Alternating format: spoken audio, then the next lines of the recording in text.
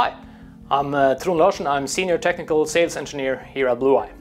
Underwater drones from Blueye can be a really good tool for making digital 3D models of your underwater assets, and I'm here to explain shortly how you can do that using Photogrammetry. Specialized software and using a technique called image-based rendering really effectively lets you create a 3D model of your asset.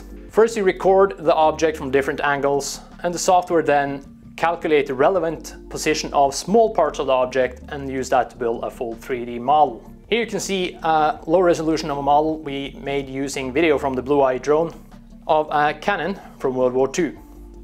The model can then of course be made to create a really cool 3D printed model like this, but more importantly you can create a model with commercial interest. To find out more, check our article on the webpage. Thank you.